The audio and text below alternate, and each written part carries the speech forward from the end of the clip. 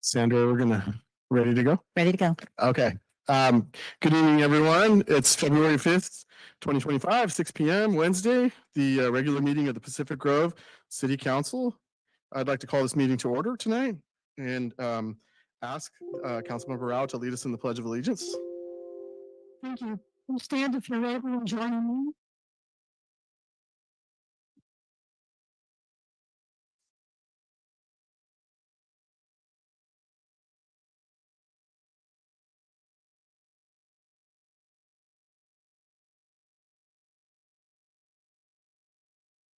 Thank you very much. Moving on to approval of the agenda, I'll entertain a motion to approve. Approve the agenda. I have a motion and a second. Any discussion? Seeing none, take a voice vote. All in favor, say aye. Aye. Aye. Any opposed?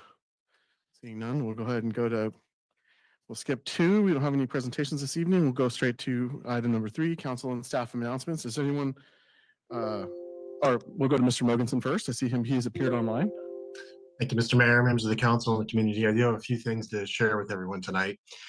First of all, on February 19th, we're going to have a presentation that's going to be a combination of both of our fire department presenting on their fire prevention information and also our public works department. It's going to talk about the George Washington Park biological study and some of the steps that we can do to start addressing issues at George Washington Park. Also wanted to let everybody know that we're kicking off our community goals and work plan schedule for the next 2-year period. So on February 19th, we're going to be talking about the schedule that we're going to see to complete this process this year. But of key interest for everybody I want to let you know about tonight is on the 26th at 6 p.m. That's an off-council Wednesday. We're going to have a special meeting. And in this special meeting, the purpose of it is going to be to provide the council and the community with a bunch of background information and also some updates and review of our current work plan and some of the work efforts that we have in progress. That'd be kind of the baseline, going into our goal setting. So pay attention, I guess, to those upcoming meetings. And the other thing, I guess I also wanted to some people are going to notice when they drive down Pine that today the Public Works Department put out a reader board sign, and the reader board sign says proposed stop sign coming to, and that's at Fountain and Pine. So this was a direction of the City Council back in, I believe, November. So we have gotten additional traffic counts done, and we're ready to move that forward. However, the final step will be on February 19th. We'll need to present those plans to the council for the council to bless them. But yeah, so if you see the digital reader board sign out, that's what that's about. Thank you. Thank you, Mr. Mogensen. We'll go ahead and I'll ask my city attorney if our city attorney if he has any report. I have no report tonight. Okay, thank you, sir. Go ahead and go to the council. Anyone on the council like to make an announcement? Yes, Councilmember Donald. Thank you, Mayor. 2 announcements. First is that the library wanted me to announce that we have the PG Library Users Survey 2025. So they'll be collecting feedback the entire month of February. And the survey has both electronic and hard copy versions available. They will be at the farmers market. Mondays on February 10th and February 24th. And so you can ask more questions, get the forms, figure out how to fill it out, but they would love to have your feedback. And then the second thing I wanted to remind people about is the Black Heritage Celebration. We have an event coming up prior to our next council meeting that's right here at our Pacific Grove theater. And so that will be a Cultural Insights film yet to be determined. And that'll be on February 15th at the Lighthouse Cinema. Thank you very much. Any other council members with announcements? I do have one small announcement.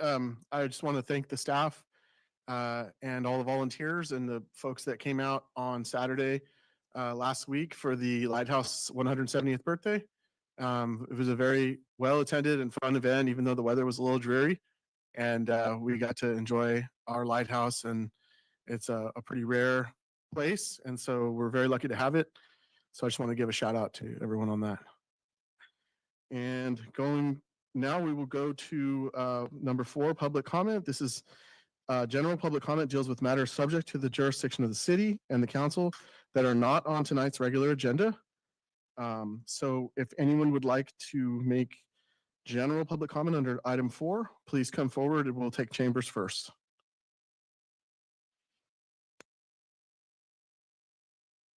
And if you plan to comment, please try to come to the front so we can get these done.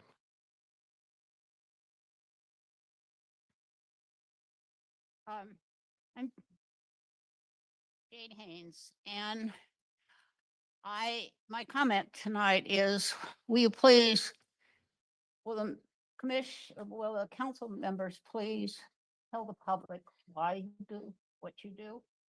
At the last meeting, 3 of you didn't explain to us why you didn't do what the public overwhelmingly asked you to do in terms of choosing a council member. Many, many letters, there was many oral comments, and you made another choice. So my request is that you explain why you're doing what you're doing. And that applies also to the subject of the mayor's recommendation, committee recommendation for LAFCO. Last January the 3rd, Mayor Smith, representing Pacific Grove, recommended a member of LAFCO for 1 month, fortunately, only 1 month, who is not a supporter of public water, is a supporter of CalAm. And despite the fact that 58% of Pacific Grove voters voted for Measure J in 2023. So if that's going to happen again, I think we should at least have an explanation. So my request tonight is that Mayor Smith explain to us how he's going to vote and why, particularly if he's going to vote for someone that is not consistent with the purposes of Measure J. Thank you.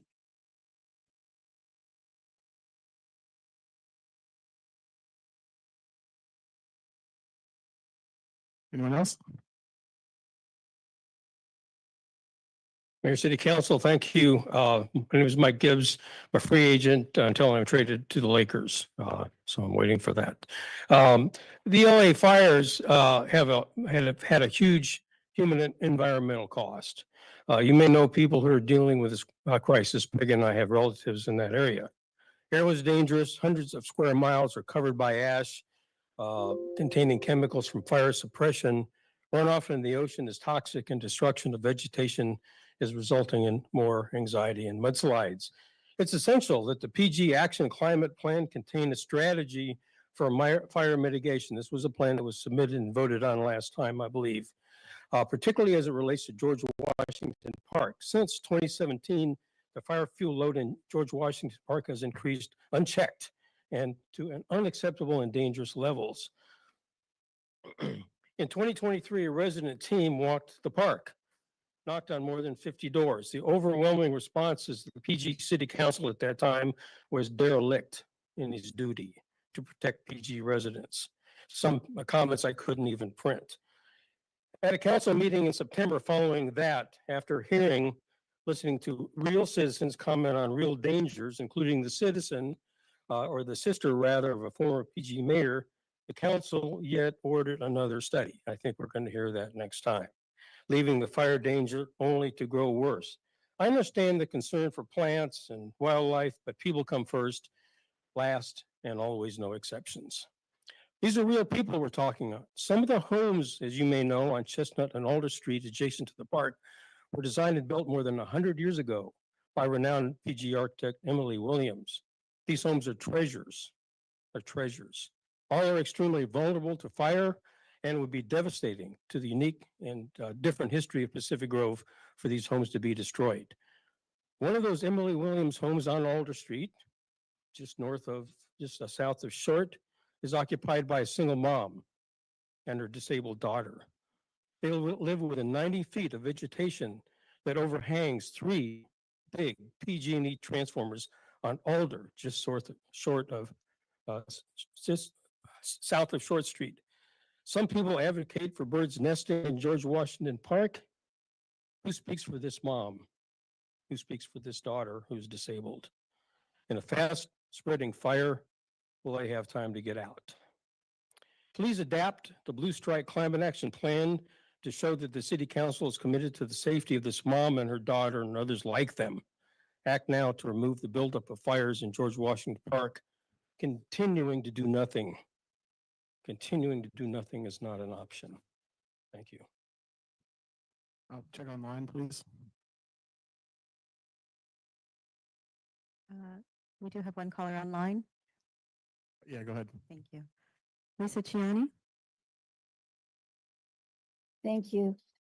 In 2018, Measure J was passed by 58% of PG's voters among 55.8% of the peninsula's voters. We voted for public ownership of our water system. I urge Mayor Smith to respect the voters of Pacific Grove and the Monterey Peninsula and to vote for Mayor Ana Velazquez as the representative on LAFCO when the 12 Monterey County mayors vote this Friday, February 7th. I hope the rest of the council understands the importance of Mayor Smith's vote. The majority on LAFCO has held up progress on the public buyout of CalAm. Now there's a vacancy on LAFCO left by former Salinas Mayor Kimberly Craig. Soledad Mayor Ana Velazquez, who is an experienced alternate on LAFCO and a public water advocate, has formally asked to be appointed to fill the LAFCO vacancy. Appointing Mayor Velazquez will change the LAFCO majority to 4-3 in favor of the public buyout of the CalAm and avoid risking further long delays and ever greater expense in court in the process of achieving public ownership of our water service. There's considerable cause for concern regarding Mayor Smith's vote against Mayor Velazquez during the preliminary vote at the mayor's meeting last month. Mayor Smith didn't vote with the other Monterey Peninsula mayors in favor of Mayor Velazquez. I hope his vote was simply the result of a misunderstanding. The people have voted for a public water system, and I hope the mayor and council recognize the importance of the mayor changing his vote and voting for Ana Velazquez for LAFCO at the meeting on Friday, where the January vote was a temporary one for just 1 month. But this is such a hugely important issue for the community and the people's, what the people want. It was made abundantly clear in the 2018 vote. We've worked hard to get this far along, and we need somebody on LAFCO who will support the Monterey Peninsula vote for public water.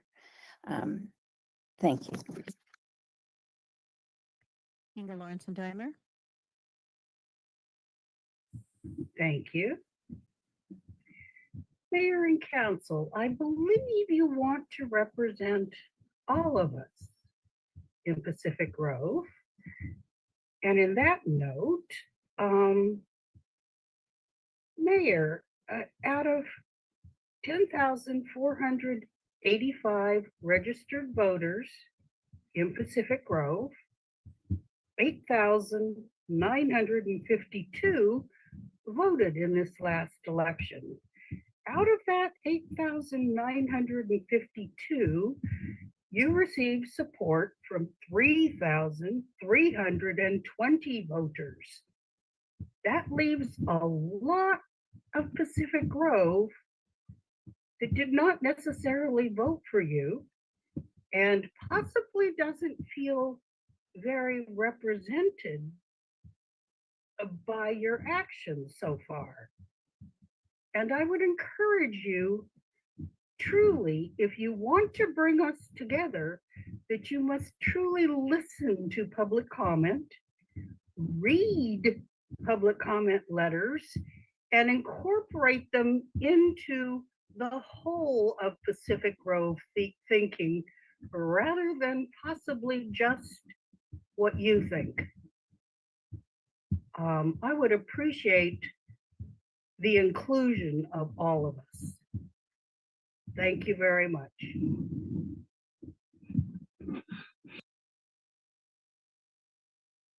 Telephone number ending in 902. Thank you. My name is Nina Beatty. I wanted to alert the City Council to an event happening tomorrow that's maybe you can stop. The Monterey Bay Aquarium Research Institute is planning to conduct geophysical surveys in the Monterey Bay for the full day using very, very high decibel frequencies to bombard, to map the bottom of the bay. They're going to do, as I said, this all day. They conducted surveys last week for 2 full days near Moss Landing. The decibel levels they're planning to use are comparable to a Saturn V rocket. They do not have to get any permission from anyone or any public notice. And I hope that there are people on the City Council and the mayor that could reach out to the aquarium and ask them to halt this for the damage that it's going to do to ocean animals. Can you hear me all right? Yes. Okay, I'm getting some feedback from the room. The aquarium equipment blasts at 191 to 221 decibels. On the paperwork that they submitted to the California State Lands Commission, their statement was that this is not in the hearing range and therefore it's not going to have any problems. And yet decibel levels at lower levels can damage internal organs, rupture membranes, cause embolisms, and cause animals to strand. So I ask you, please, these are hundreds or thousands of times over the maximum of what OSHA maximum has. They're much even higher than military LRAD weapons. These are very powerful, and our ocean is already stressed. So I ask the City Council and the mayor to please, and the city staff to please reach out to the aquarium and say, please halt these surveys. They are going to be so damaging to our marine environment. Thank you very much. No further hands online. Okay, Mayor. we'll go to Ms. Goldsmith here. Good evening, Mayor, City Council. My name is Colleen Goldsmith, and the reason I'm here is because my name was mentioned at the last City Council meeting by the mayor in a very negative manner. So on January 27th, I wrote an email to the mayor. I'd like to read it. Mayor Smith, when I was not reappointed to serve another term on the rec board, I was disappointed by your decision, but accepted that outcome, as it is within the prerogative of the mayor to oversee and select commission membership. I did not contact you or anyone on staff or other commissions to appeal, discuss, or express my disappointment in this matter. At the last City Council meeting on January 15th, Rec Board member Jay Tully, as well as several PG residents and a City Council person voiced their concerns that a long-term city volunteer, myself, and I have about 15 years of volunteering, had not been reappointed to a city commission. As a mayor, you stated that appointments were within your mayoral prerogative and you stood by your decision. That should have been the end of that issue and would have been if you had not gone on to say that it was your personal observation and observation of staff members that were the basis for your decision to not accept my application to be reappointed to the Rec Commission. Your comments were extremely hurtful, retaliatory, and carelessly damaging to my reputation. Even as I type this email to you, I'm on the verge of crying and extremely hurt by your remarks made in a public manner from the dais to any and all residents of Pacific Grove. I cannot even begin to understand why a mayor would make a statement like this when we volunteers and commissioners have all had to attend ethics and sexual harassment classes in order to serve our community with respect and decency. As a practicing attorney, I would hope that you see you created an untenable situation for me. I've thought about this unfortunate incident and would therefore request that the next City Council meeting, you acknowledge your hurtful remarks and apologize publicly for the very real mental pain you caused me. Since you made your comments in a public manner, I'd like a public apology, not a private one. Thank you, Colleen Goldsmith. Sadly, no apology or response was forthcoming from the mayor. So given the harassment and retaliatory comments by the city manager, I'm going to request a formal investigation of the mayor for this. Thank you. We're going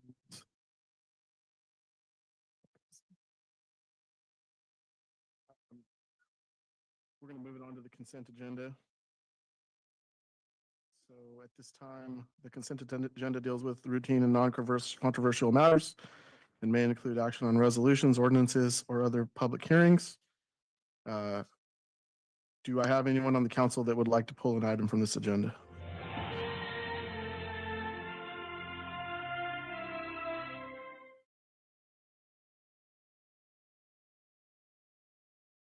I was done. And anyone that wants to pull any items anywhere? Anybody online, sir? Okay, I'll go ahead and ask, entertain a motion to approve. Second. Okay, we have a motion and a second. Any discussion? All in favor, say aye. Aye. Any opposed? Okay, seeing none. Pass the consent agenda unanimously, and we will go ahead, since it's 6:20, we can go ahead and move on to 11A, the district boundaries. And I'll recognize who's going to present tonight. Mr. Mayor, if I can start this item off, and then I'll hand it over to Jeff, who's going to walk us through the maps themselves. This is our third public hearing on this topic, and for the last I guess more than 30 days, we've asked the public to go ahead and submit some maps onto the Dave's Districting website map, or they could send in hard copies as well. So all those maps that we've received have now been compiled into the presentation tonight that we'll review. I do want to make one just clarification as we start this, though. Looking at the screen right now, you'll notice there's just a triangle that actually is the Mission Linen site as it is today. So in 2020, when the census was conducted, the city did not have that property within its boundaries. And in 2021, the city acquired that property into its boundaries. Because of that kind of cross in time, if you will, the layer of the map didn't recognize that was within the city limits. So because of that, one of the maps that was presented, which is map number 116, was said to be not contiguous. And we are now, saying that is contiguous because that is in fact part of the city's boundaries. So just want to clear that up, and then going forward into our next round of map submittals, anybody will be able to use that property as one that is contiguous then with the adjoining properties. Hope that all makes sense, and we can explain it further as we get through the presentation if we need to. And with that, I'll turn over to Jeff.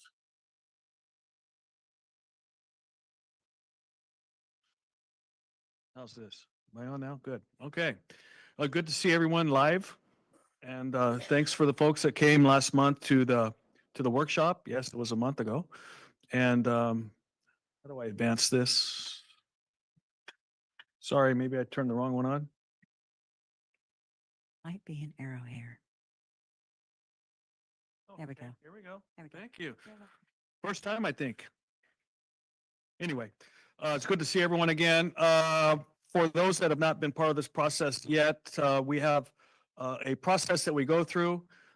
This is our third public hearing. We've had two initial public hearings, November 20th and December 18th, and those were held prior to the release of the draft maps to gather input from the public with respect to the composition of the proposed districts. We also held, as I had mentioned just earlier, a public forum workshop on January 8th. I think it was a pretty good turnout. We had an opportunity for folks to learn the mapping tools, and based on the submissions, we had 15 submitted from the public for this particular public hearing. So here we are, two public hearings on the draft maps tonight and then March 5th. They are to look at the maps that have been submitted and any revisions that are necessary. And if you wanted to discuss the election sequence, you can do that as well. There is another opportunity for the public to submit draft maps, and that the deadline for that will be February 24th. It takes us a little bit of time to process the maps, etc.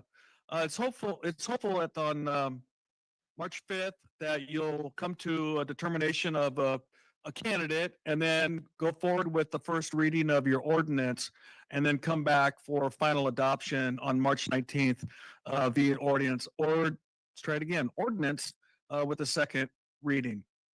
So that would be the process. As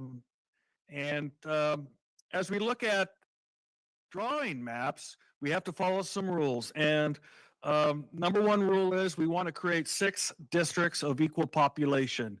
And in that case, based on, again, the 2020 census, these are the data that we have to use. The 6 districts must have 2,520 residents in each district. There is an allowance for a variance of up to 10%. We don't even like to hit 10%. So we like to keep it under the double digits. And then we want to make sure we follow the Federal Voting Rights Act and have no racial gerrymandering. Then we shift to California. And we have to, in prioritized order, make sure that our districts are geographically contiguous. We want to avoid the division of neighborhoods and communities of interest. And this was not easy for the city of Pacific Grove because we can only put 2,520 in each district. And some of the established neighborhoods are more than that. We want to have easily identifiable boundaries. And then we want our districts to be compact. We don't want to bypass one group of people to get to a more distant group of people. Okay. And then also, we shall not adopt election district boundaries for the purpose of favoring or discriminating against an incumbent political candidate or political party. So with that, folks, we had 120 maps for you tonight. There are 3 beneath a red line. And as the city manager mentioned, actually map 116 is a viable map. It was just too late for press to make that correction. So it will come before you. It'll be included in all the maps that were viable on your next public hearing. As you can see, if one was to try to group these together in some thematic fashion, bravo, because it's kind of difficult to do.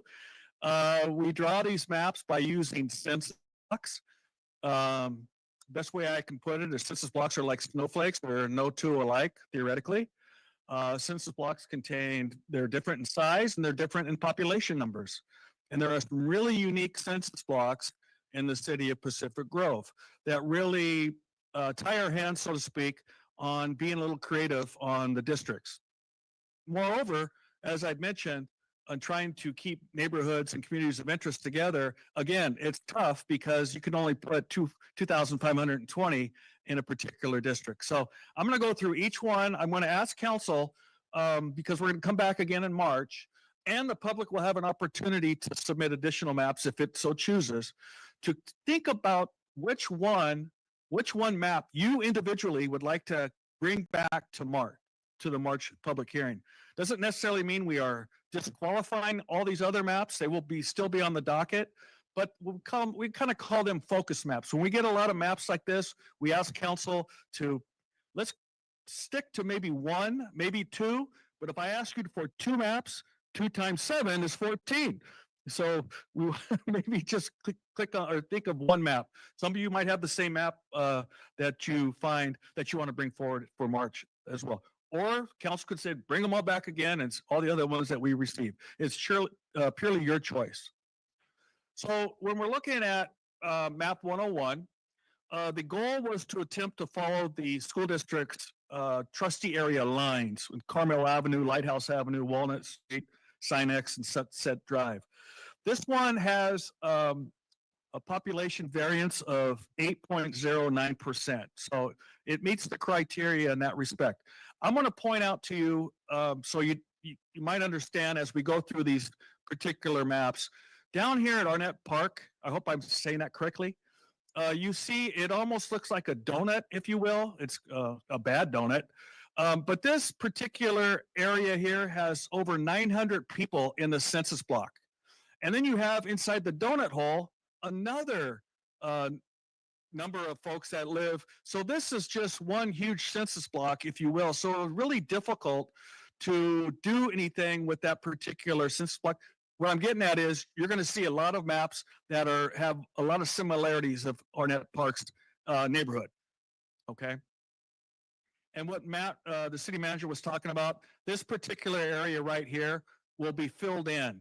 And we'll make sure that it represents make sure it's contiguous with all the maps that have been submitted for that are viable. So that's 101.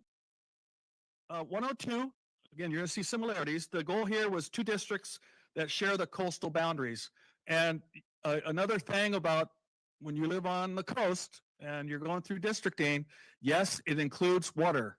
So while it looks like it's a large geographical area, you can see in districts A and B, a lot of that out there is just water. Census Bureau believes that there could be folks who might be moored out there and would be residents of the city. So it goes out and it extends out into the water. This particular one, you're going to see, as I mentioned, the census blocks, various shapes and sizes. So, you know, why isn't this pink right here? Because the census block goes all the way around, all the way down south, past the Silomar, all the way to the city borders to the south. So you can't just chop it off right here. It doesn't work. So you might say that, well, why is it this way? It's just the way that the census blocks are designed and allows us to work. This one has a deviation or a variance of 7.34. Yeah, I clicked the button. They look very similar. 103, the goal is 2 districts share coastal boundaries with a tighter population balance, and that tighter population balance is a 2.90 deviation or variance. You're going to see on every one of these slides as well, there's a proposed sequencing. The final sequencing will be decided once the map is selected, and those letters, if you want, can be turned into numbers. These are just basically at this point placeholders, the letters are.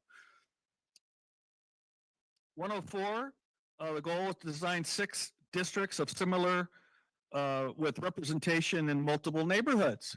Okay. The deviation here is 6.74. I'm using deviation variance, or they're synonymous for this.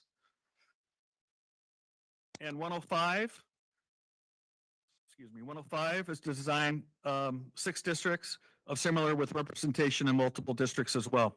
And the deviation there is 7.10%. So then we go, we bypass 106 because it was not contiguous. We bypass 107 because it was not contiguous. And we go to 108. This was the rest of these are all public submissions. 106 on are public submissions. So I cannot speak to the goal of the author's work on those respective submissions. This one, 108, has a deviation of 4.64%. The District B, you might question how compact it is, okay, because it really stretches across. Excuse me, stretches across. 109, again, because of the ocean and the bay, you can see this. You know, it looks kind of silly with the pink and the blue, but there's not much we can do with 109 here in that respect. This was 5.28% when you're looking at the variance on the population. 110, the variance here is 6.03%. The compactness is interesting, especially in District D. And then we're going to go to 111. Very similar. The difference here is in comparing to 110, it fills in the corner of David and Patterson and swung between Congress, 19th Sunset, and Sinex to keep the population balance. And that is from the author, I believe. The deviation is a little bit tighter. It is 3.09%. Here we go to 112. Deviation is 9.8%. And again, it's difficult when you're looking at the Monterey Bay and the pink area, you know, above Hopkins and Lovers Point area there. If we turn that to green, it just stretches all the way northwest So it's not a whole lot you could do there. Let's see, that was 112.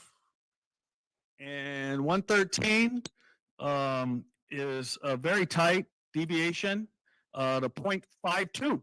So it's almost equal all the way through. I think it's our tightest one.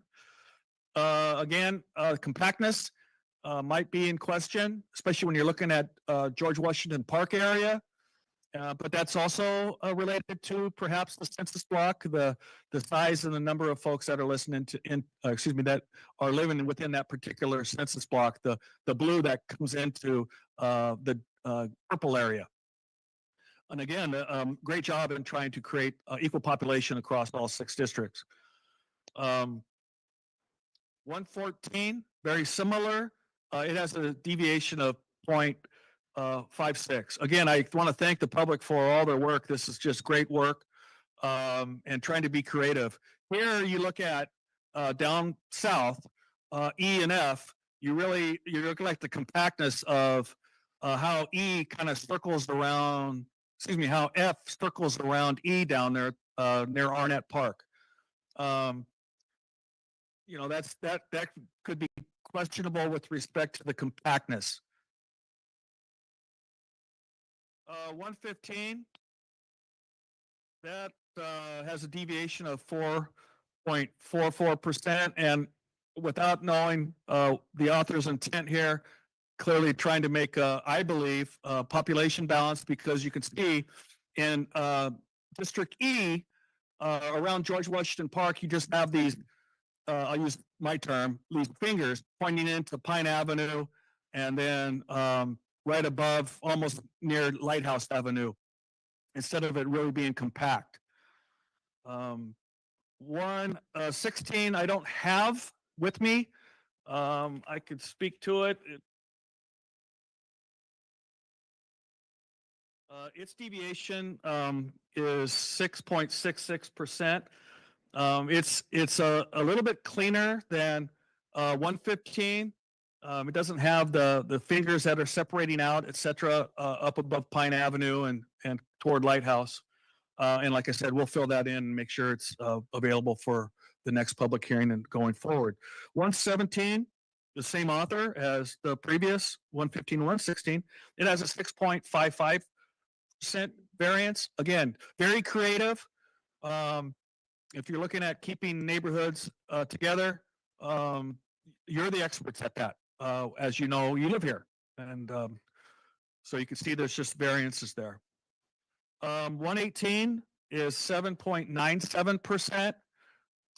Again, you can't really do much with District C as it relates to the Arnett Park area.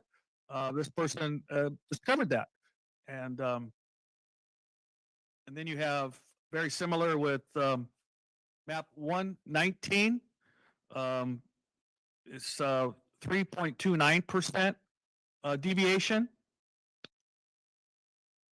And then 120 is a 5.79% deviation. You can see how District D, I'm sorry, I don't have the name of that street that it's going kind of northwest of Fountain Avenue into District A.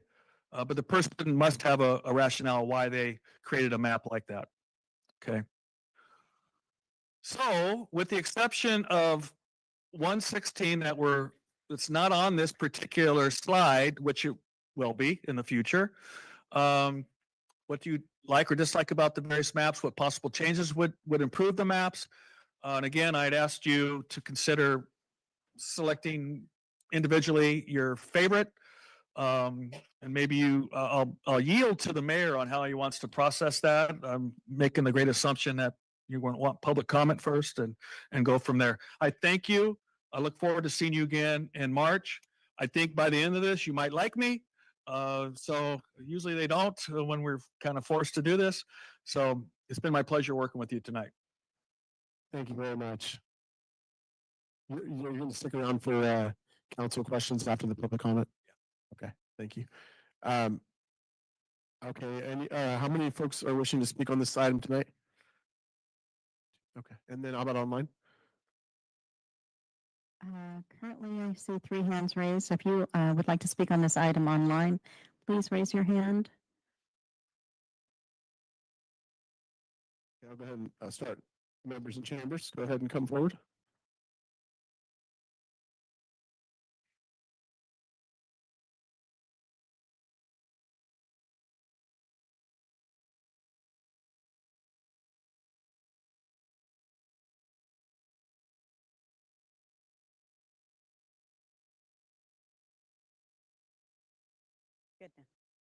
Good evening, Mayor and Council, and congratulations to the folks who submitted maps.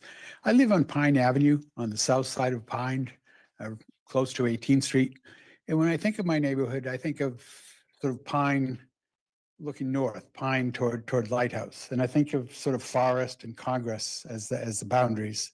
And then if I need a bigger neighborhood, I would go backwards, towards Cinex. And to me, maps 101, 102, 103, 104, 105, all of those had a sort of perfect rectangle for my neighborhood. And it makes sense to me as a district. And I'm sorry to say I was really selfish. I just looked at where I lived, so I have no sense of the rest of it. And in addition to my comment, I had a question. And one of the rules of the state is that you shall not adapt election district boundaries for the purpose of favoring or discriminating against an incumbent political candidate or political party. And I guess for the public to judge how well you're doing, we should somehow on the maps see where the incumbents live. I'm not asking for your home addresses, but I think somehow, maybe not at this stage, but somehow when you're deciding, we're judging the maps, we should know where you live to make sure you're following state law. Thank you.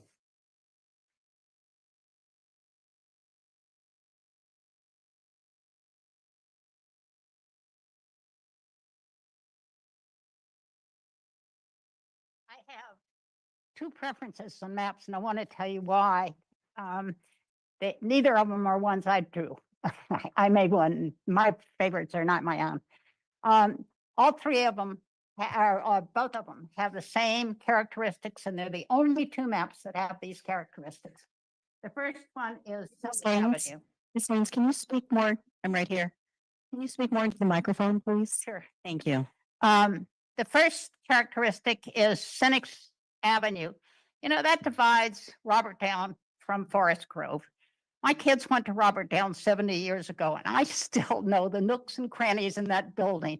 There's an allegiance that you have to the school your child went to. So I think these are the only two maps that divide down Senex Avenue. And so I think that's important. Second thing I think that's important is keeping the coastal areas as small as possible. Many of the maps, including mine, had the coastal area in 2, 3, 4, and 3, 4, or 5 different districts. But if you take a look at 111 and 118, they've done a masterful job. They have a whole coastal district and only 2 different districts. The reason I think that's important is because if you're in the coastal district, you're subject to the LCP, and that has a lot of restrictions on what you can do. So I think keeping them in as few districts as possible is important. Someone say something? Okay, and the third characteristic has to do with George Washington Park. There are only, in fact, I can only think of one, which is 118. Keeps George Washington Park whole in that one district. And I think that's important, not dividing George Washington Park up. So I just wanted to say, those are my preferences. My overall preference is 118.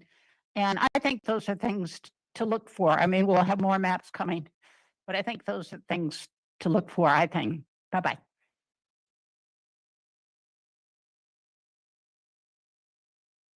Anyone else? We'll go to the online unless we see somebody. Okay. Mayor, Council, thank you, Mike Gibbs.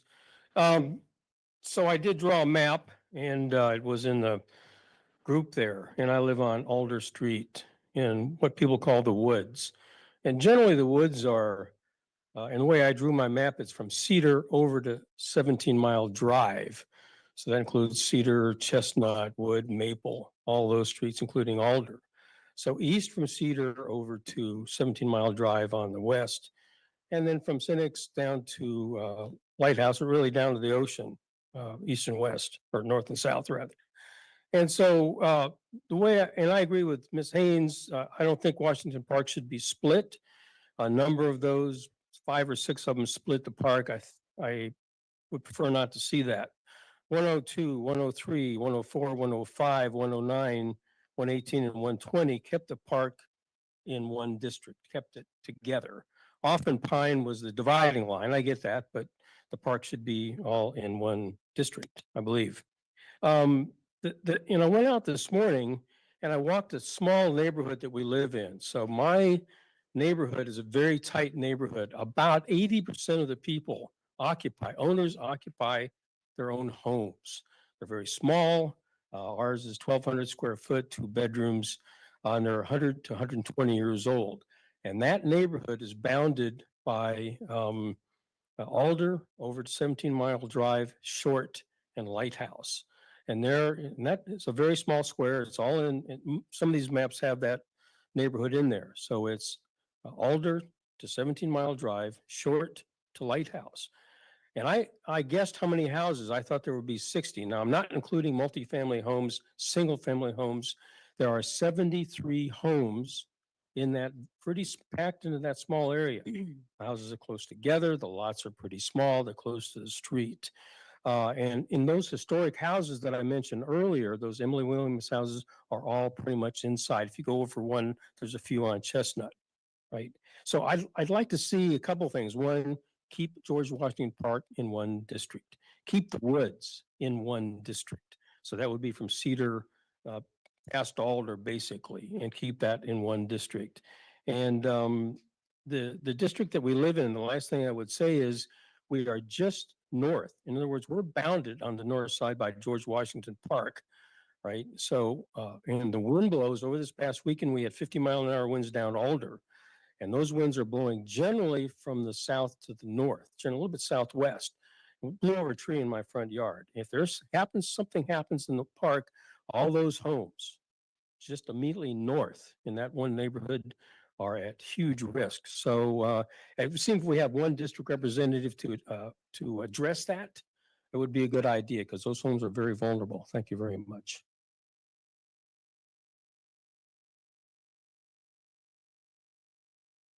Mayor and City Council, my name is Mirabi Boone.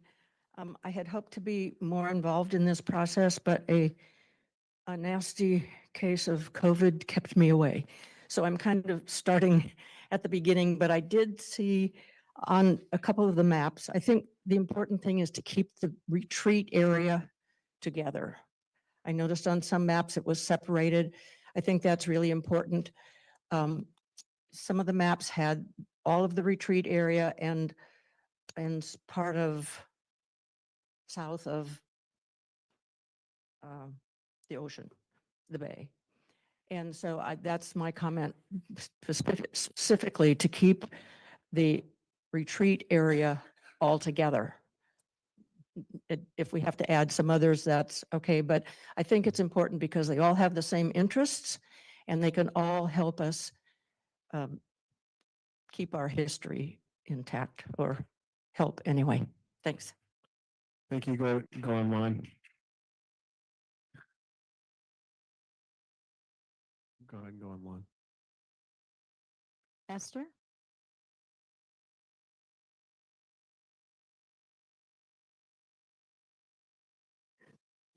Good evening, City Council.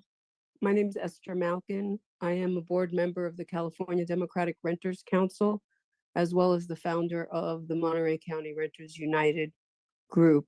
And I'm kind of disturbed that having sat through on other cities' processes of districting, they usually speak to communities of interests, not just geography, when districts are being suggested. And I'm not hearing any of that tonight. So I'm very curious to see how that piece of this is being handled. Your city, like most of the cities in our county, are a majority renters, however slim, or if not just 50%. But that is a significant amount of people that would fall under a community of interest. And I'm not sure what other communities of interest were considered, but the lack of addressing that is a little worrisome, because the whole purpose of districting is to make sure that we have fair representation. And that doesn't mean just geographically. So hopefully the consultant can speak to that. I have seen this happen before in other cities, and they had to go back and redo some of the data and include the renter population because it was so large. So I just wanted to bring that up to you guys early enough in the process before you make any commitments, so that you can speak to that in your final decisions. Thank you.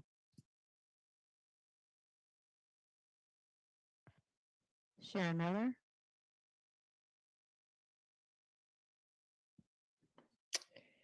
Hello, I am very proud of my town that we have civic engagement and had 20 maps submitted. I've been a homeowner here in my present home for 30 years and lived in another one for 8 years.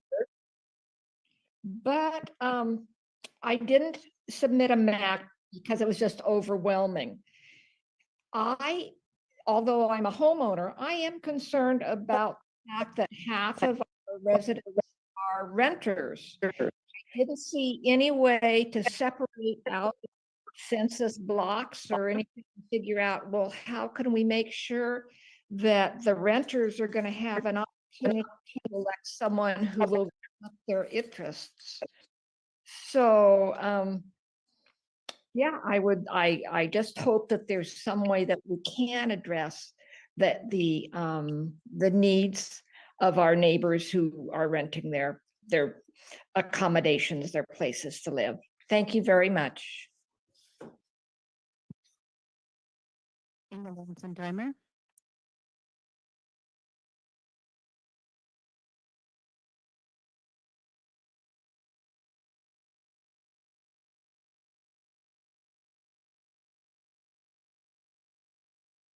Inga Lorenzen-Dreimer.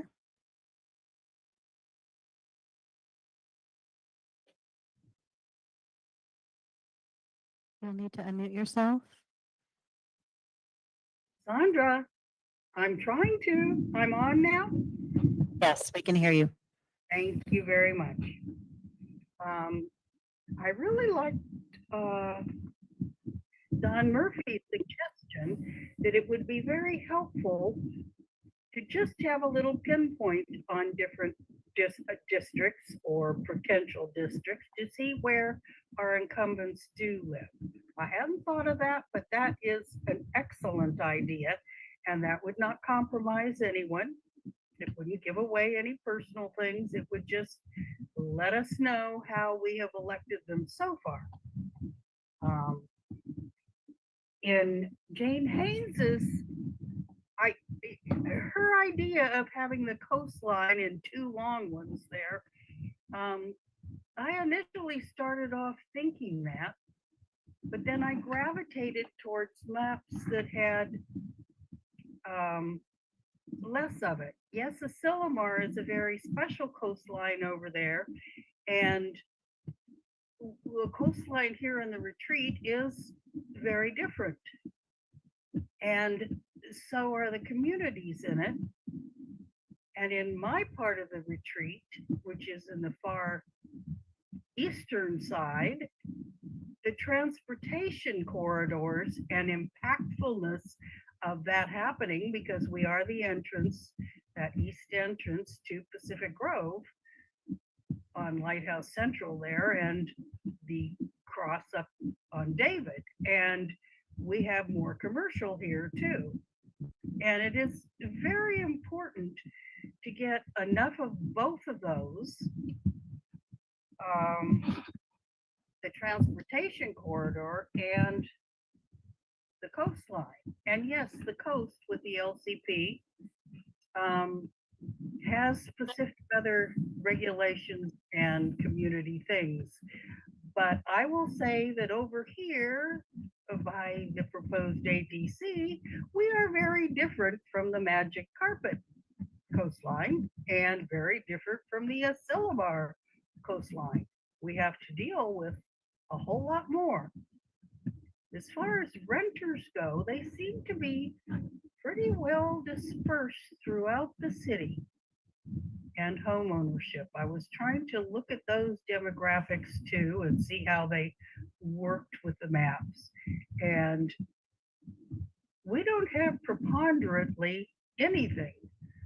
I mean, we are a pretty mixed up little city, but yes, we have. I think it's a very good idea to keep George Washington Park intact.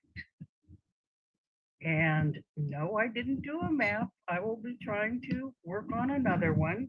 I had some favorites, but I don't, living on the coast, I do not favor the too skinny coastal zone map.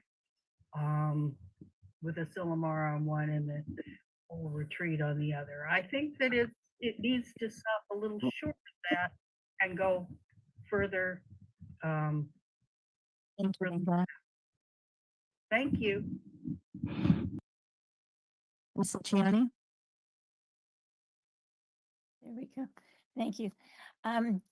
So I started exploring the maps back in December, and I've been to all the hearings, and I went online to the workshop, and then I got my son to help me with the questions that I didn't get answered at the workshop.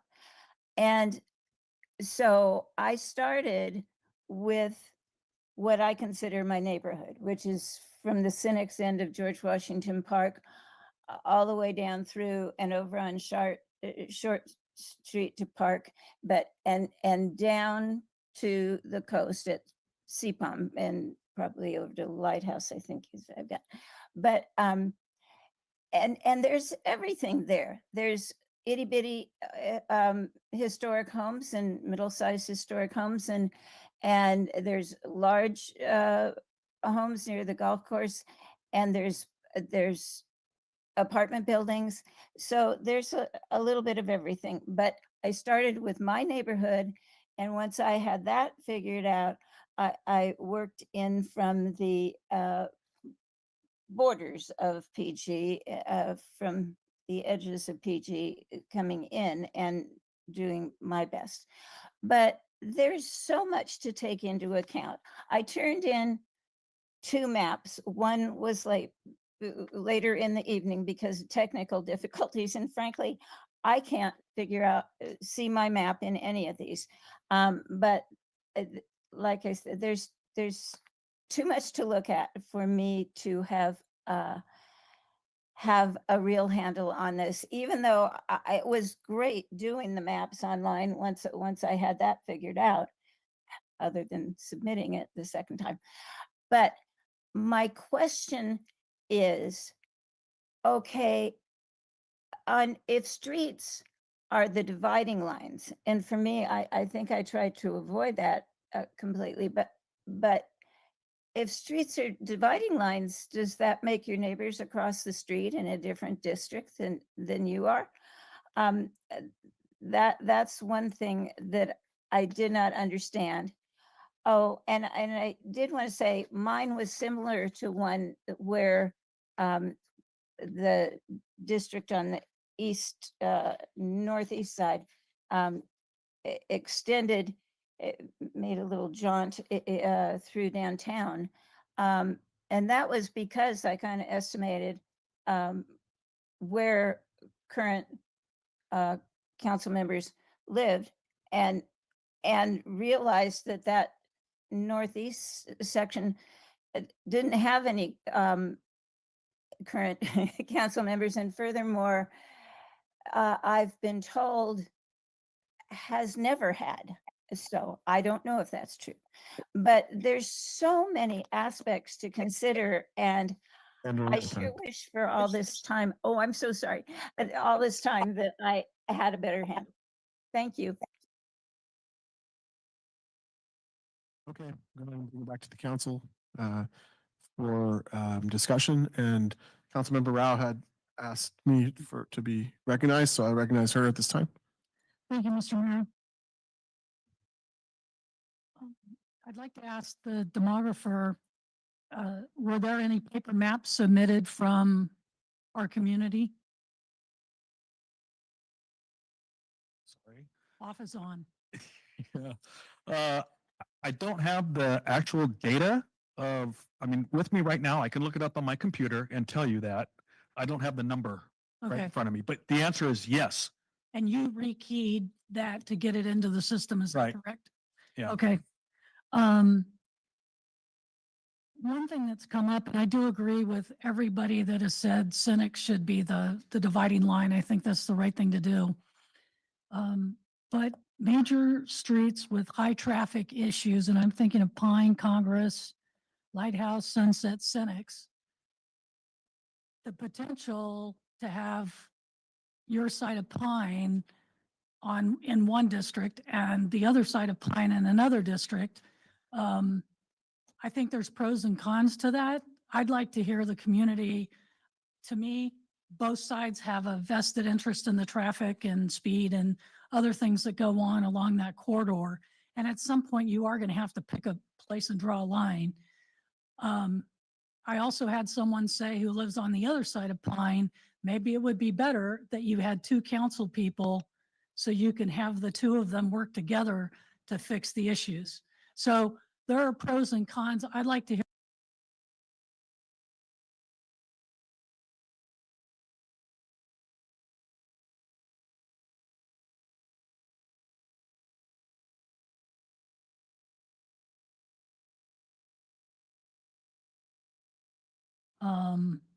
And then, from my perspective on these maps, and I mean, we can go through, you could pick any one of them, I guess, 108 or 109. I like the way, as an example, 108 is drawn and kept Del Monte Park somewhat and Forest Hill somewhat together. And I do like that piece of it. And I do like the Senex dividing line, like I said. And I think if you can keep, that's the way to go. The one thing that I will say moving forward is I know people have asked where everybody lives.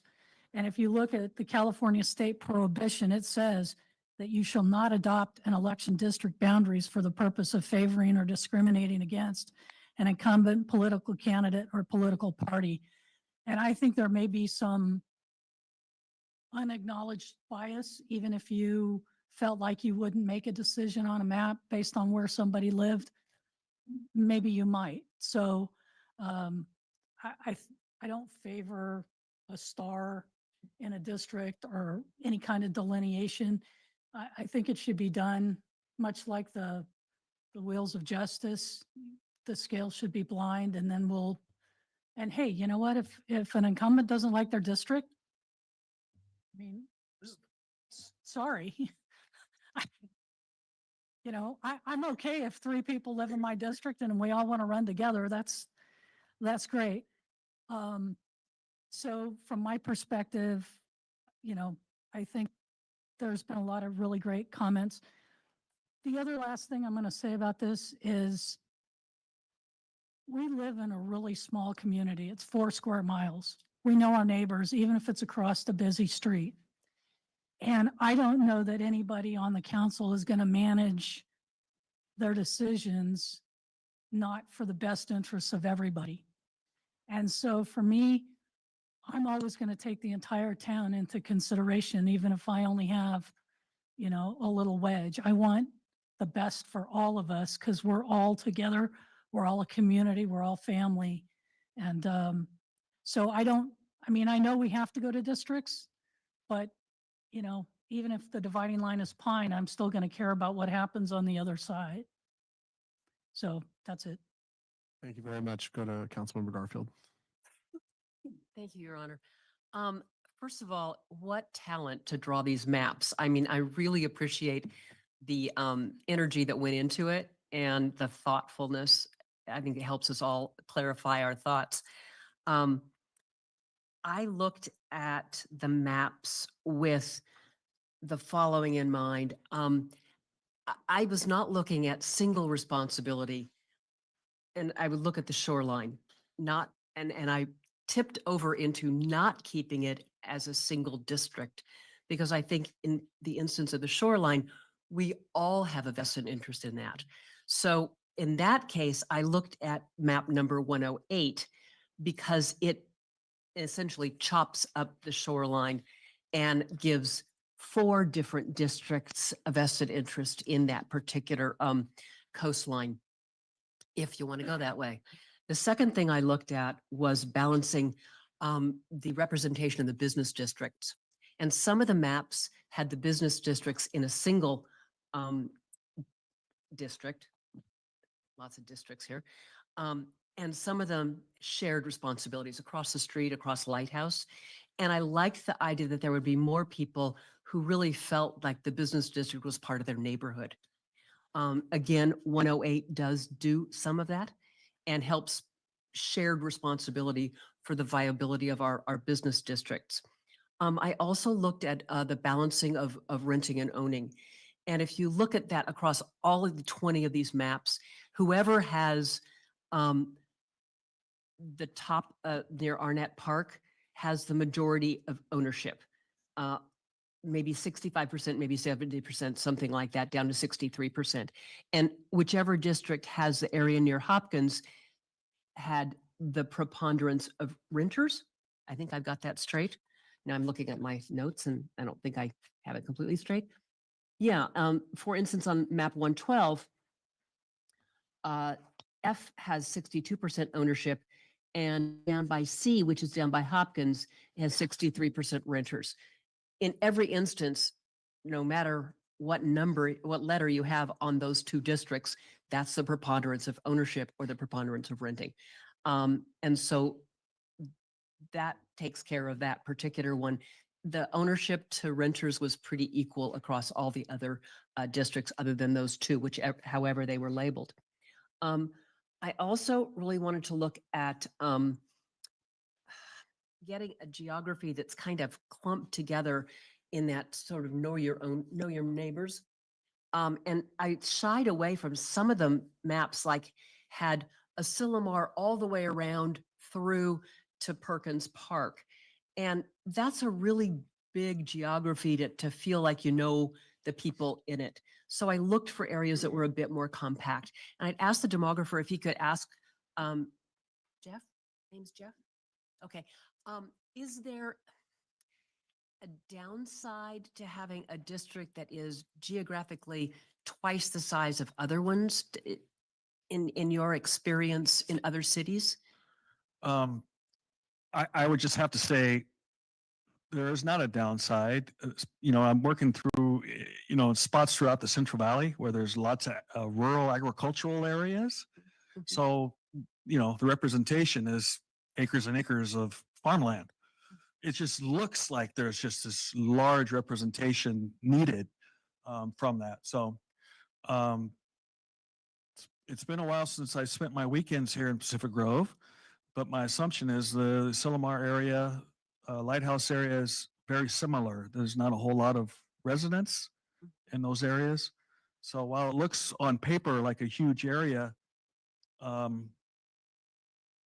by comparison or relatively speaking, the representation is going to be similar because of 2,500 per district. 2,500. So the people, the candidates running in the district that has Asilomar and around into Perkins Park is going to be in better shape than the ones walking the districts that are a little bit more tennis compact. shoes. Yeah. More shoe leather. Yeah.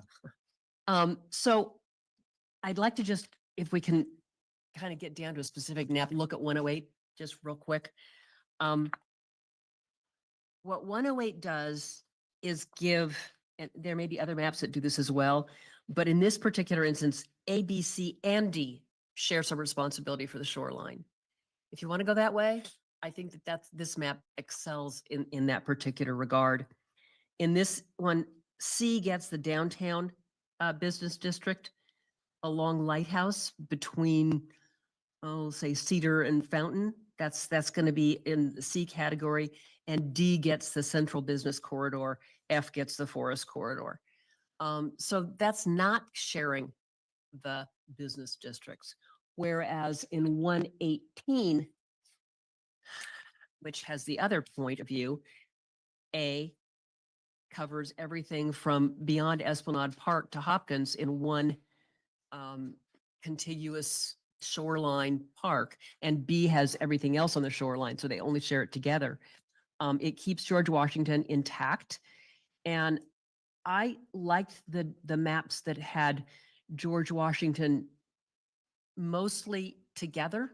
The ones where one district abutted one side of George Washington Park seemed to me that, to your point, they have something in common. It would be two representatives. The ones where it divided at Pine, I didn't like. I just thought that was a weird way to divide up George Washington Park. But in this one, you can see that the Lighthouse corridor is the boundary between E and A. So both E and A representatives would have some shared affinity for what's going on downtown. And then in this particular, A also gets, in 118, A gets the central business district. So those are my thoughts on it. I appreciate people talking about the renters.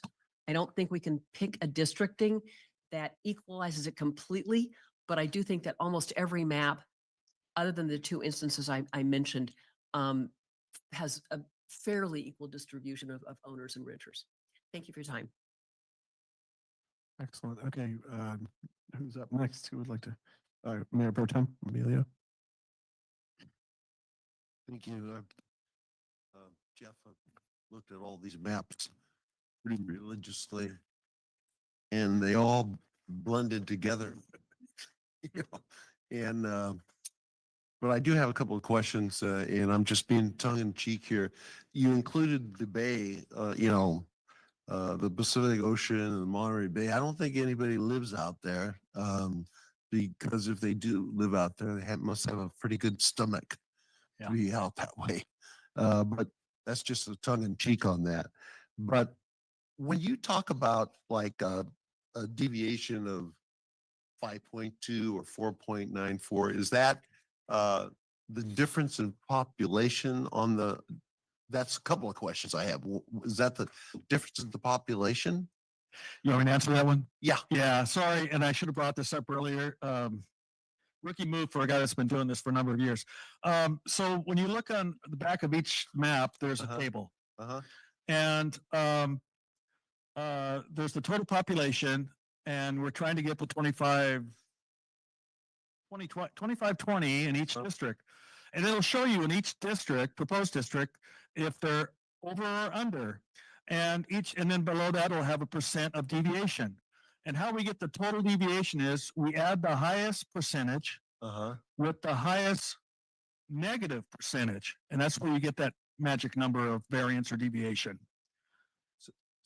So, okay. So when you talk about deviation of, like, I think you said there was one, I have it written down, 5.52 or 0.55. That particular maps are just about right on. Yeah. Okay. So if we're just, my educator mode is coming into play now. On map 101 on the back, there's a table, and we can see that the highest number is District E. It's 2.70%. Okay. And then the lowest or the most efficient is District D. Adding those two numbers together creates a variance or deviation of 8.09%. Away from being perfect, zero. Let's see. So the other question I had, just I'm using map 101, for example, just an example. Between E and F, it seems like E cuts into F's situation. Is that kind of, because the other maps look like they're all pretty much cookie cutter type thing. I'm just curious why E and F kind of blend together. Yeah, it's because of the census block, census block design. As I mentioned earlier, you know, you start drawing a district and it's like, oh no, I'm over. So now you gotta play around with it, and it doesn't look as pretty as you might want it to be, or there might be some neighborhoods that are divided because of that. You know, the goal in mind was number one, equal population, and then contiguous. And at least this is how we do it at NDC, and then contiguous, and then respecting neighborhoods and communities of interest. Right. Well, Stiffer Grove provided on a nice platter. The neighborhoods have already been established. It's on the website. Thank you. You know, now the toughest part is, oh no, some of these neighborhoods are more than 25-20. You know, it's like, now I have to divide. Now, how do you divide? Well, then, and you look at E and F, well, it doesn't give you much choice because there's right there at Arnett Park, it's like 920 people in that donut. And so how do you draw it without trying to divide the neighborhoods that are in that area? I think there's like 3 different neighborhoods in like the F area down there, the southern portion on the city's website. They're really small, like Forest Avenue, and then, you know, going southwest to where Arnett Park is another designated neighborhood. You guys know it better than I do because I'm speaking from memory right now. But yeah, it creates an interesting challenge. Thank you for doing that for me. Yeah.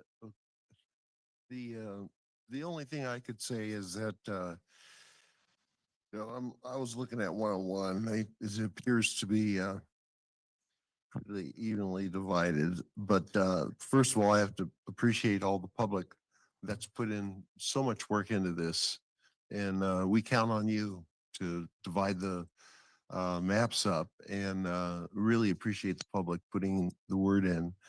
And I don't usually comment on public comments, but your comment about where people live at, I think Tina pretty much, Council Member Tina said we can't really say where we're at. I think most people know where I'm at, so. And that's where I'm at. Thank you. All right, Councilmember McDonald. Thank you, Mayor. Yeah, and I have to say that I waited until all the maps were submitted, so mine would not be included, and went in and started playing with it to kind of appreciate the effort. And I ran it, and I actually started down there for that reason. I knew that was going to be the challenge because of that huge block right there. But to get to some of the key points, I guess when I was going through this, what I was really looking at, what are the key questions we need to address? And so thank you for clarifying that 101 and 102 match the school districts, because that was what I was wondering. That one of the definitions of a neighborhood is a shared school district. So knowing that 101 and 102 share the school district, I think that does guide us some. The other thing I think it's really important is to understand, because we always run into this problem when we go into these kind of mapping things. It's like a little puzzle where you're trying to make numbers match, but I was really looking at it from what is considered a neighborhood. And so I think that that's sort of the most important thing we need to look at. So I'm really appreciating the public input on what you consider your neighborhood to be. I know what I consider mine to be, and some I'm in my neighborhood and some I'm not, which seems like, oh, I don't feel like part of that neighborhood. But so I think looking at that will be really helpful to understand what are the people neighborhoods. But when it comes to the other discussion about the ocean and George Washington Park, I was also leaning towards the path that we are a small community. And in reality, we're still, I think, all going to represent the community, though we may have a bigger voice for people. We're obviously only going to get to vote for the council members in our own district. But I think that there are a lot of parts of the town where many of us have a vested interest. So I was looking at it as dividing them up. So more than one group has that. And the biggest concern for me with 101 and 102 was that they had from the coast all the way through George Washington Park, but the neighbors around George Washington Park weren't included. So I think that that's a big problem, because obviously the people who live there have a very vested interest. And I don't think it's just the first 1 or 2 blocks either. I think further into downtown, people have a large vested interest. So, and this is why I really want the public input. My thought at the time was to divide at Pine for the simple reason that you can get more of the people sharing some of those similar districts through downtown and through George Washington Park.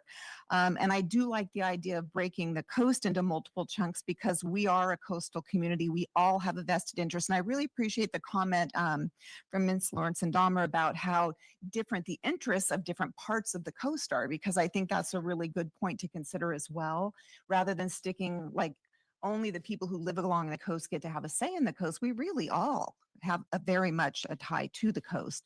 So I'm kind of looking at it for how can we best divide it up where, and I kind of like the idea of two people working together. So it's not just one person being in charge of a certain thing. So I think if we could find a way, and I know this is hard because it's not a group interaction project so much as a discussion, but if we could find something that kind of brings together, and I think that's a really important point too about the school districts being who people consider to be their community. So as much as we can kind of look at what people would consider themselves as a school district, but also still all have some say in the important aspects of our community that we all share. I think that that leads to maybe some better opportunities for decision making within the public. And I sort of intentionally ignored where we all lived. I can understand the sentiment of wanting to know where we live, but I was intentionally kind of not looking at that because we're only here now. Who knows who'll be here later? So I was trying not to include that for that reason. So I don't know from a legal standpoint whether it is better to ignore current council altogether and choose what seems right for the community, or if that should be included because it might look like bias if we're choosing certain ones. So I don't know what the answer is to that, but I was intentionally kind of ignoring it for the reason that I'm looking at it for the bigger picture of the city, irrelevant to whether that means I can be here again or not. So I don't know what other people's thoughts are, but that was where I was coming from.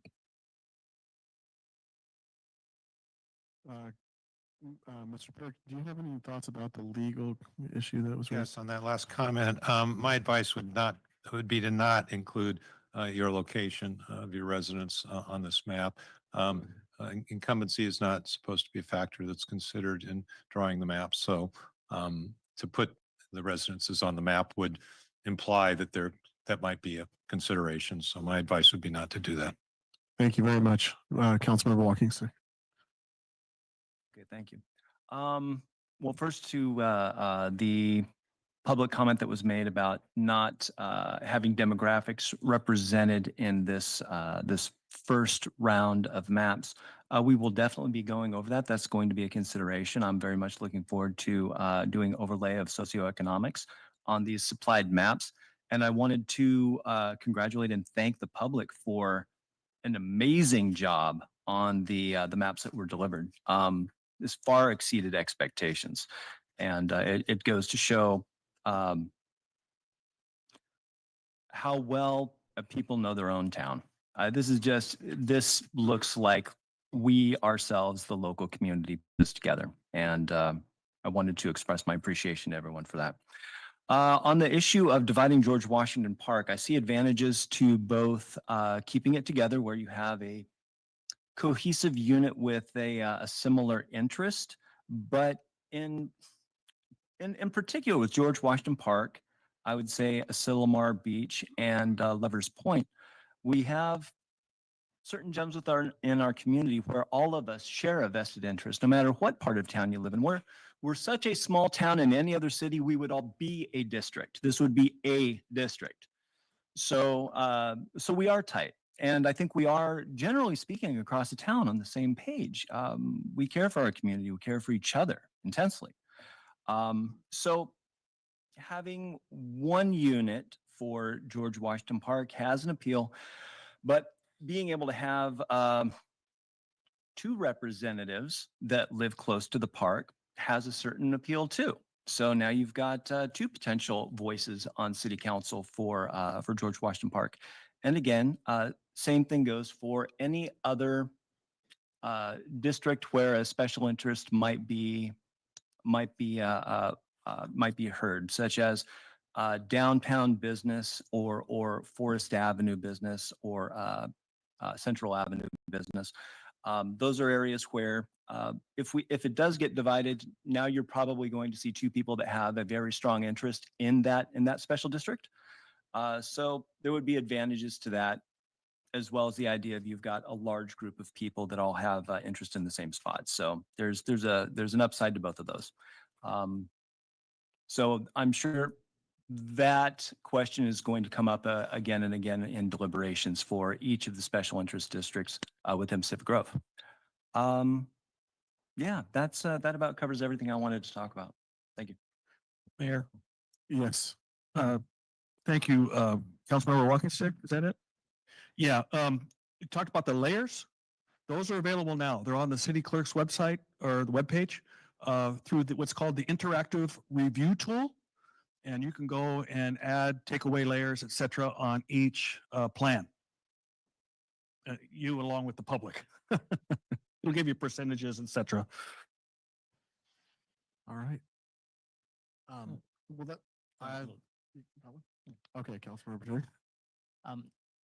I just wanted to echo Councilmember Walkingstick's comments there with respect to the overlay.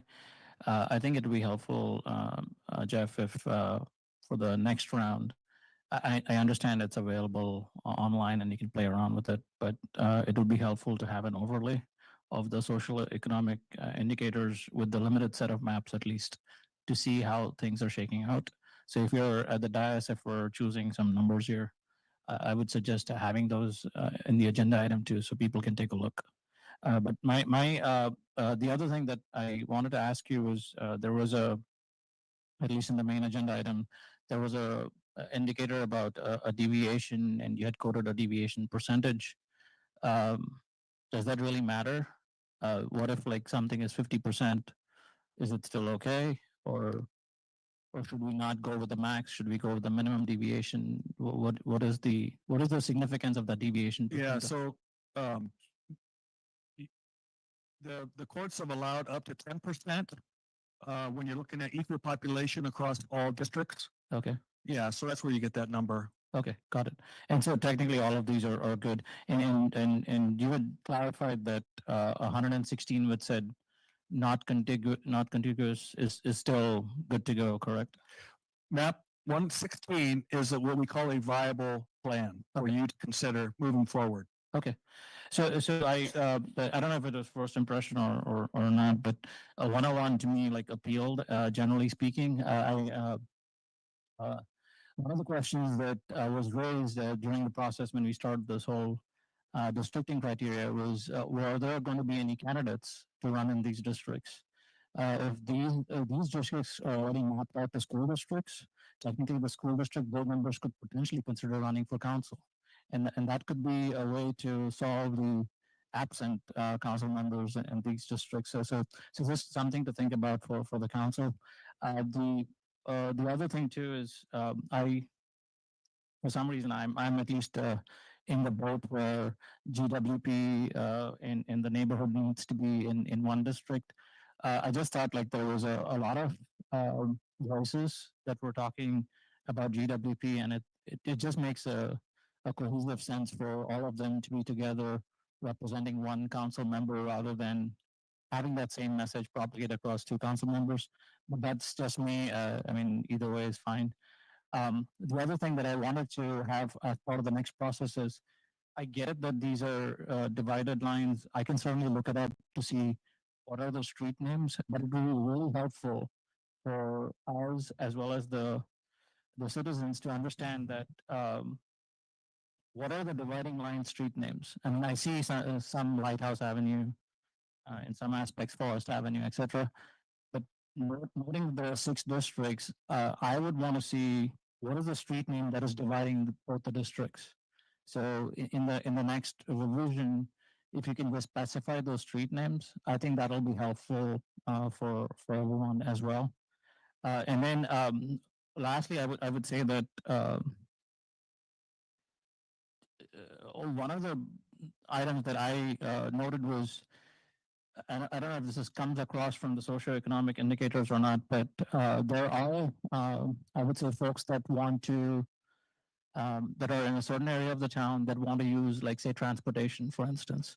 And so if we're considering MST to be adding a bus stop, for instance, in the future, and if we know that a certain area of the town requires that bus stop, I think we should pay attention to matters like those. So walkability, transportation,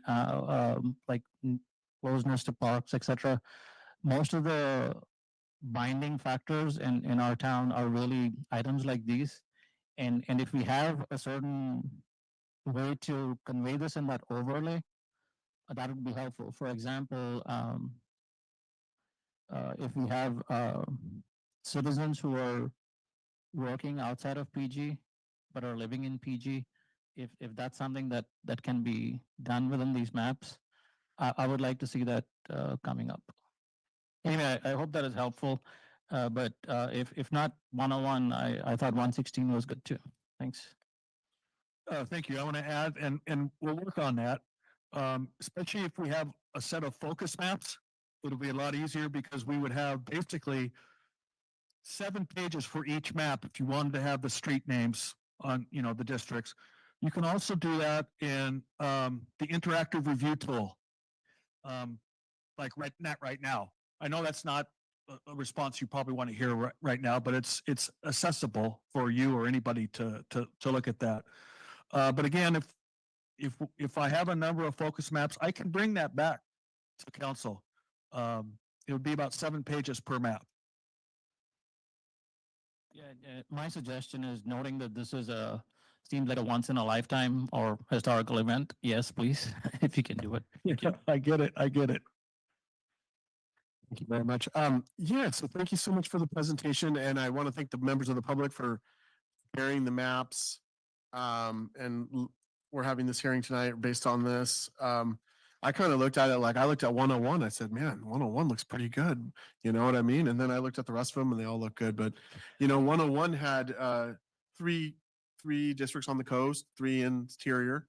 So, not everywhere in our town is water or is on the coast. And so I think that made sense. And then they had 101 had George Washington Park all in one district, which I do agree with that with a couple of the callers earlier and my colleagues. I think that makes sense too.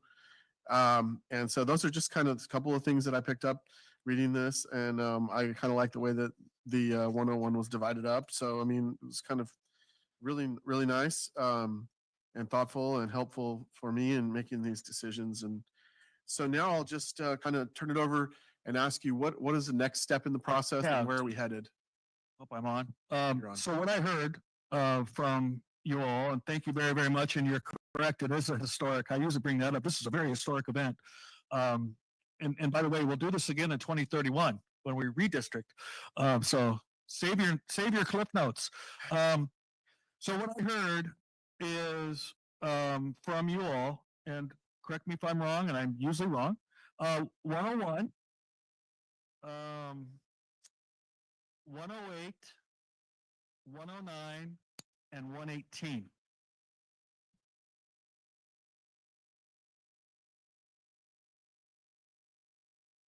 Yeah, that's okay. Is that all you had noted? Yeah, I didn't hear anything. Councilmember McDonald, I didn't hear you say a number, which is fine. And I'm not trying to embarrass you either. No worries. Do you mind if I answer to that? Go ahead, Ms. Well, so to the point I spoke earlier, I don't feel that it's right to give the people who have a Silmar also George Washington Park because it's leaving out the neighborhoods that are the most vested interest in George Washington Park. So that would be my concern with 101. I'm not looking at 108 right now, but the one I have pulled up. So they're 119 and 120.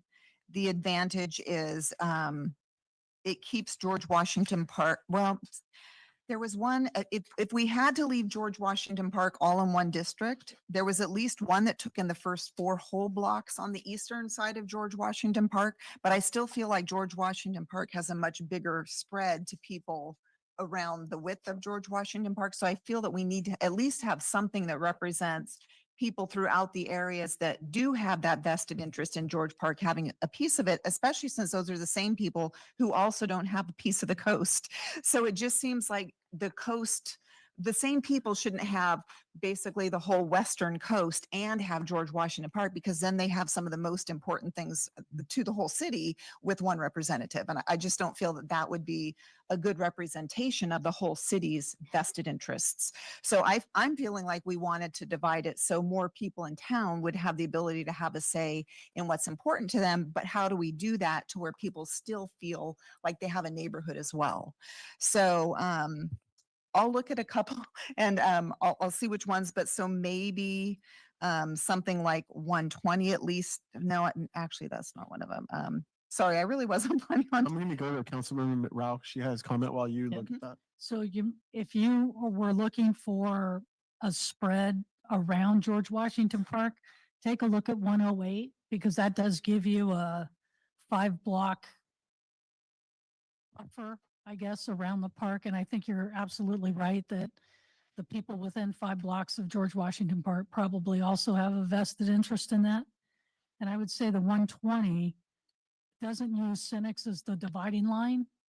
So that's the one where I think the public is going to have some challenges with that, because that does divide between our 2 elementary schools. And so I would just highlight that if that was something that was important to you. It looks like 108 will do that, 120 won't. So there you go. Thank you very much. Councilmember Walker. Actually, with those 2 sites, I'm leaning towards map 108. We got a few votes for 108, a few votes for So I have, 101.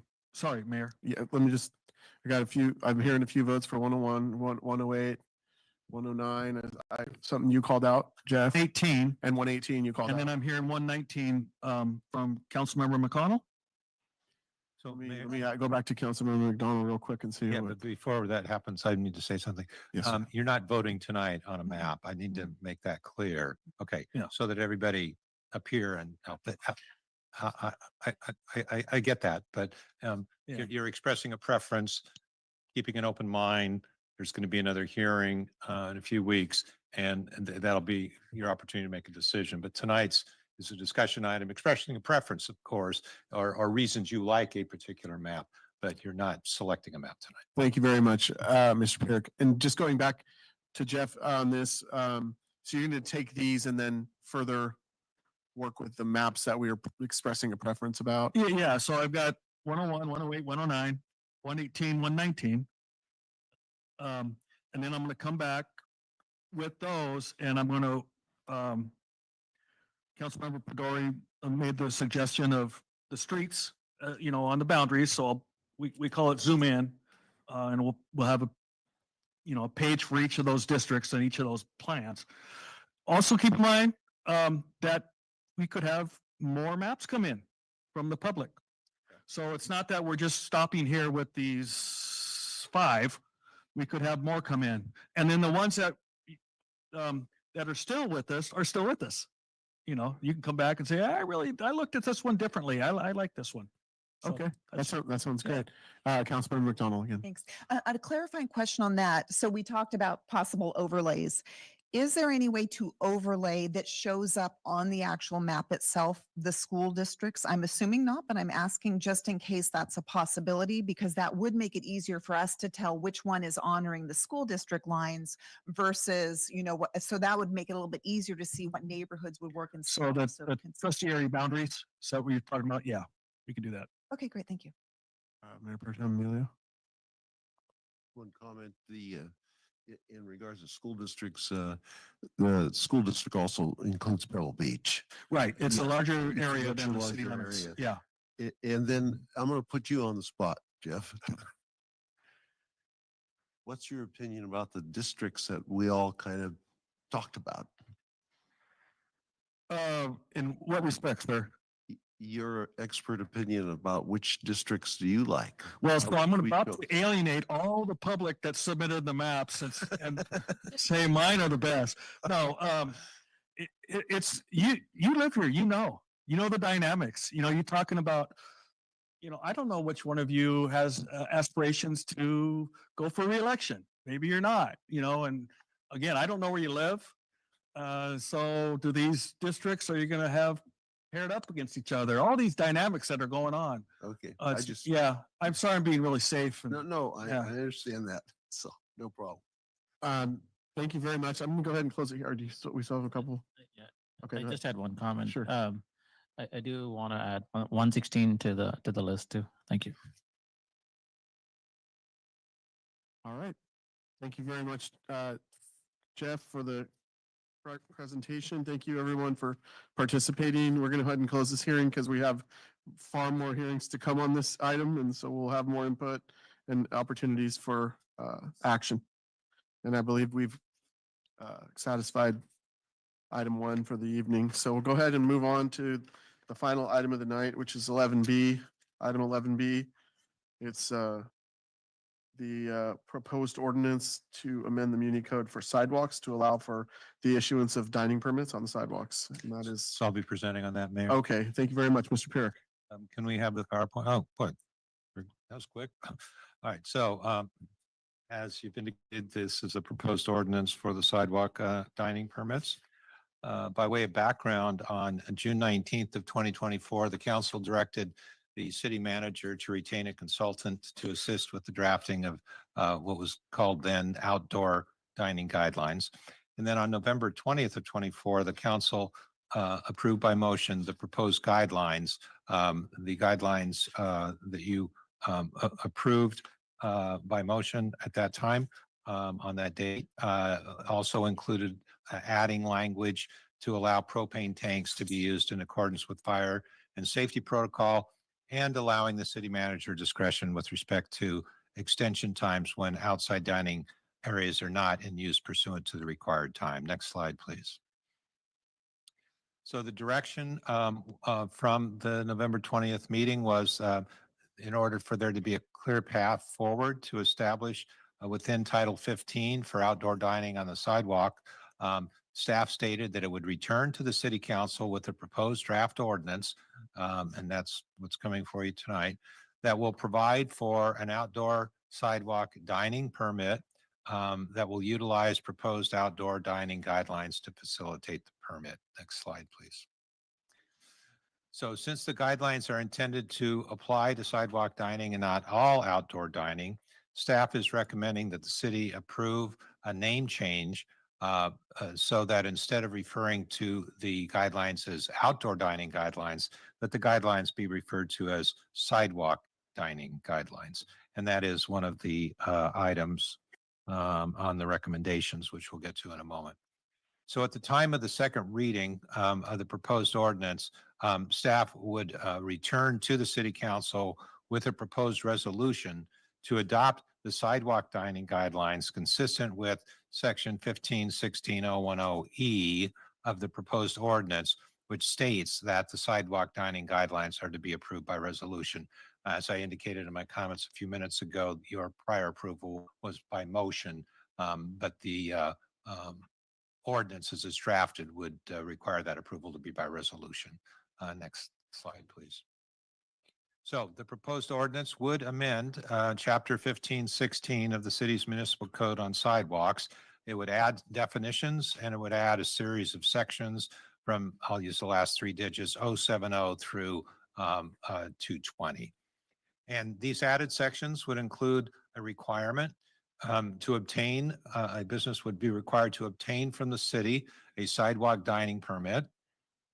There would be restrictions and conditions on that permit. The ordinance includes the contents for the permit application, the liability and insurance requirements, fees, which are set by resolution, the duration of the permit, the display of the permit, appeals on decisions regarding the permit, hearings for suspension or revocation of a permit, and penalties for violation of the city municipal code and the guidelines. Next slide, please. There is one change that we are proposing to the ordinance that was in your packet. This is to section 080 on sidewalk seating and dining.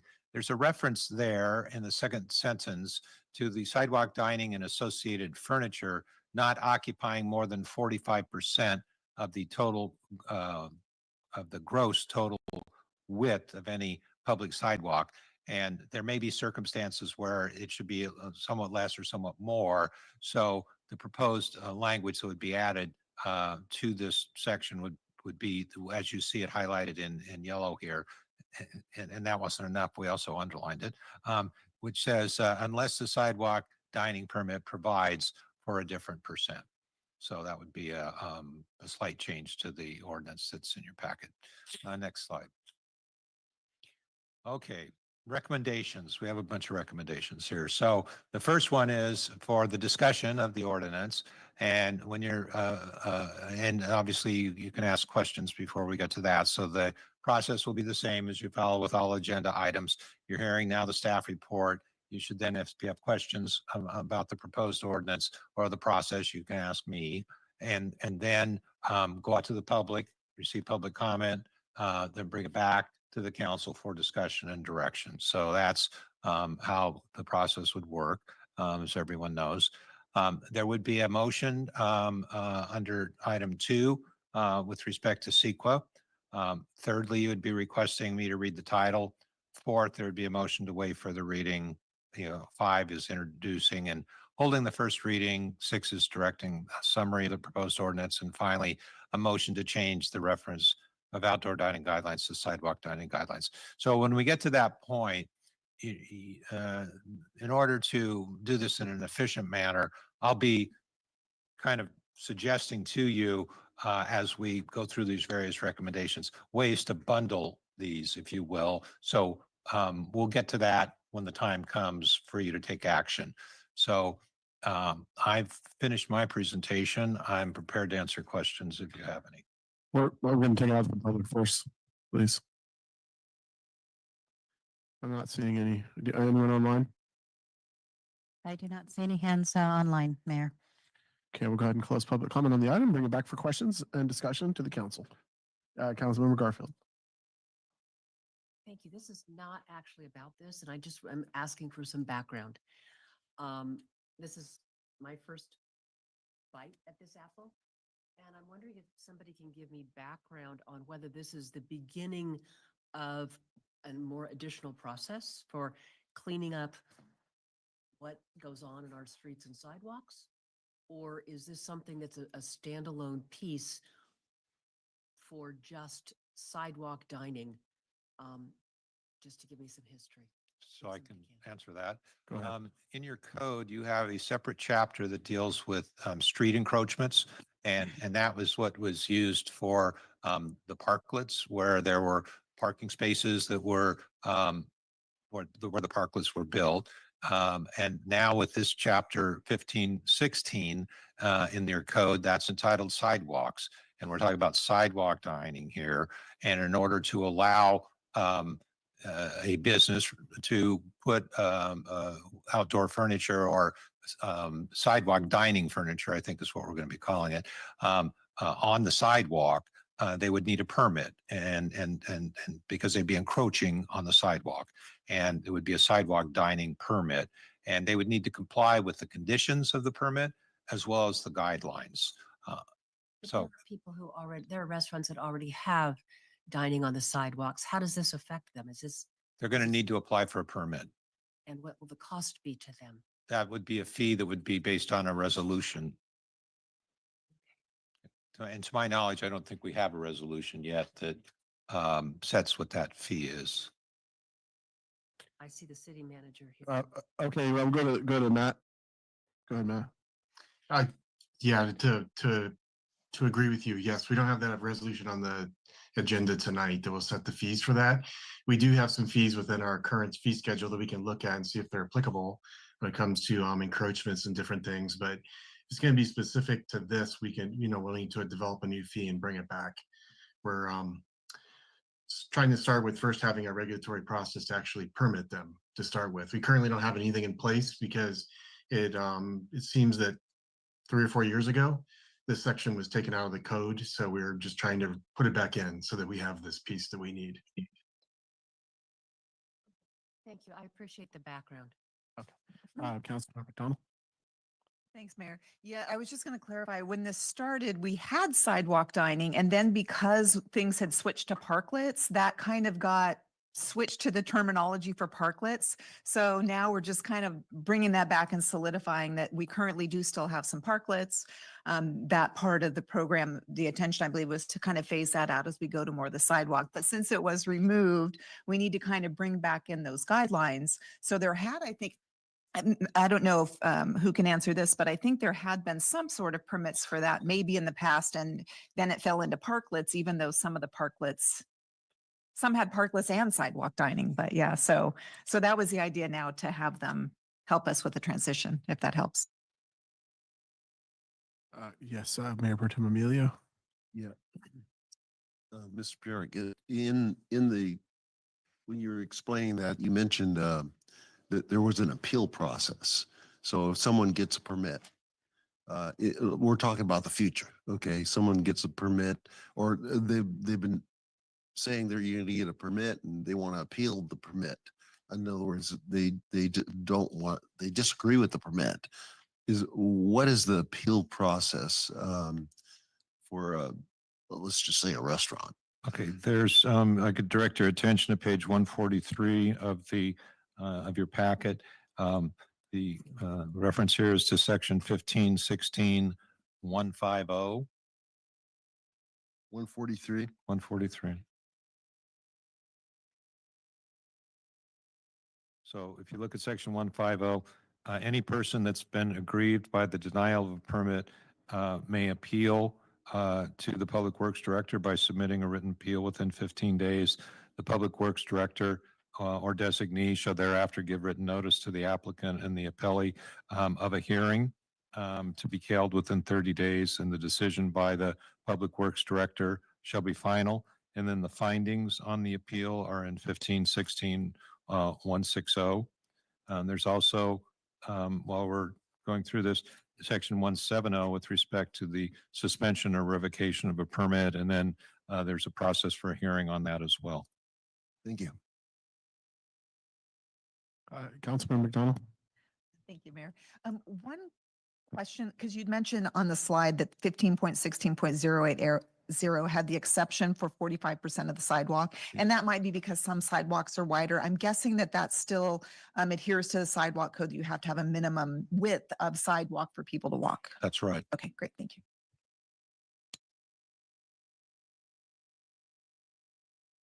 Anyone, any further comments? We we have a lot of recommendations.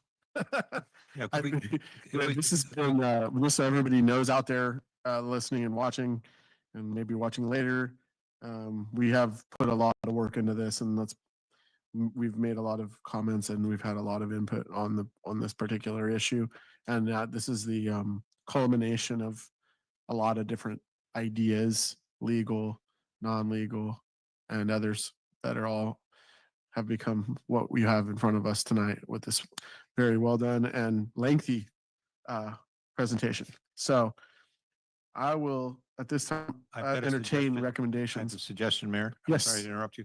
If we get the slide back that's got the recommendations on, so we can all be looking at that.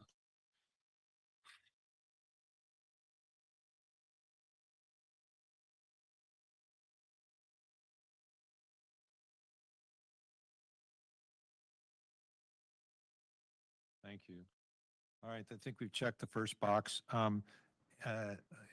This is a motion that would be a standalone motion, and rather than reading on number 2, the entire language here, you could say a motion to approve recommendation number 2.